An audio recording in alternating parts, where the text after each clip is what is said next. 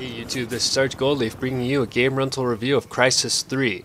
Crysis 3 came out Tuesday, February 19th, and I gotta say, it's a pretty good game. The graphics were fantastic, especially for the Xbox. There's in fact one point in time where I saw some grass swaying in the wind and it was changing in hues and colors.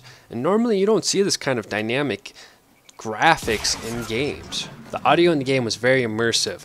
I wear a pair of good quality headphones, and I gotta say, there are a couple of times that I thought something was in the room with me because like an arrow went by my head and I thought it was in the room instead of actually in the game. So I'm sitting here getting killed in the game while I'm looking around the room trying to figure out what that noise was, when in reality it was actually coming from the game, which is amazing. The overall gameplay in Crysis was also very good.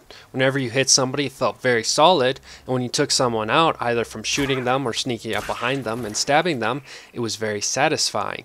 Stealth gameplay is also enjoyable, however, it is only enjoyable up to a point. I noticed a lot of times whenever I would have to decloak because of my energy, I would run behind cover quickly, and for some reason, the cover I hid behind wasn't enough, so enemy guys would be able to see me, and it would ruin my whole stealth gameplay where I wanted to take out this huge group without them knowing that I was there the whole time, other than for maybe the fact that I hacked their turret and used it to kill all of them.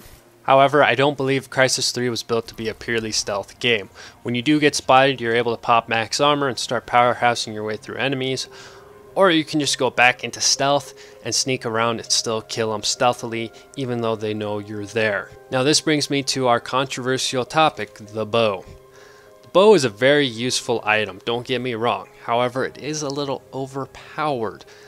Reasons being are because it keeps you in stealth, you're able to recover your arrows, and it pretty much takes out most enemies in one hit. Now don't get me wrong, I love the bow, I find it a lot of fun, and it is very satisfying when you hit somebody. It just makes the game a lot easier. And on the topic of easy, the only thing I really found hard were the boss fights. Once you figured out how those worked, those became really easy too.